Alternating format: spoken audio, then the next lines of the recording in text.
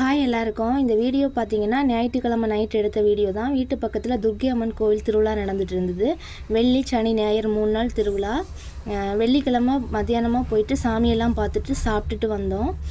இது வந்து ஞாயிற்றுக்கிழமை பசங்களெல்லாம் கூப்பிட்டு போயிட்டு சாமி பார்க்கல.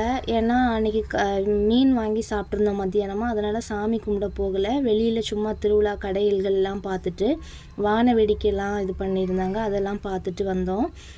பொருட்கள் வாங்கினதுன்னு பார்த்திங்கன்னா தேவையில்லாத எதுவும் வாங்கலை. சும்மா பாப்பாவுக்கு 2 தோடு அந்த மாதிரிப்பட்ட பொருட்கள் கொஞ்சம் வாங்கிட்டு அப்படியே திருவிழாவை பார்த்துட்டு வந்தாச்சு.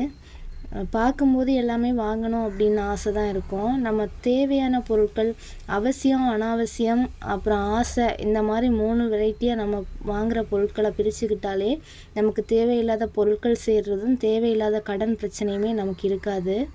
எது வாங்கினாலும் 20 ரூபா அப்படின்னு ஒரு கடையில் போர்டு போட்டிருந்தாங்க. அந்த கடையில் தான் ஏறினோம். அதுலேருந்து தான் கொஞ்சம் திங்ஸ்லாம் வாங்கியிருந்தோம். அப்படியே வாங்கிட்டு இந்த பக்கம் திரும்பும்போது நம்ம அழகர்கள் எல்லாமே அழகழகாக இருந்தாங்க. அப்படியே தூக்கிட்டு ஓடி வந்துடலாமா அப்படிங்கிற மாதிரி தோணுச்சு.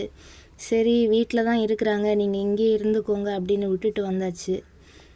அப்புறம் பாத்திரம், வளையல், அந்த மாதிரி நிறைய பூ, பிளாஸ்டிக் பூ அதெல்லாம் இருந்துச்சு.